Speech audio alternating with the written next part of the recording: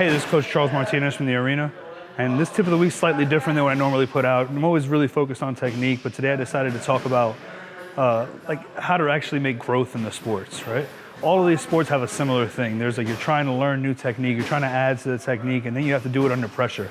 A lot of times what prevents us from getting better really is our ego. Our ego doesn't want someone to best you. Like you want to go harder and harder, and you want to make sure that you win every exchange. Right? That's not always the best way of being, right? You want to make sure that your technique is getting better. In order for your technique to get better, sometimes you have to do it against people that are better than you, and they're going to get the better of you, and then you have to try to analyze what's working, what isn't working. Especially with sparring and live rolling, people are going to get the better of you. And there's always that, well, he started it, that's why I started going so hard. That's the most common thing I've heard. I've heard guys in the fight team say it all the time. Well, he started it. Well, just because you can do something to him doesn't mean that you should.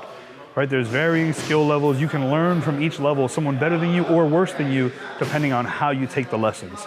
If you want to smash and smash and smash, that's fine. But eventually someone will smash you and it limits your growth. Right? Yes, you want to practice your technique perfectly, but you shouldn't see someone getting the better of you as a failure. You should see it as an opportunity to analyze what you're doing and see why they were able to get the better of you, rather than seeing it as a bruise to your ego or a challenge to your manhood. It should really just be taken as a lesson. They got the better of me. Now let me see why, and let's see what changes I can make to make my technique better so I don't have to just use brute force or speed in order to win. That's your tip of the week.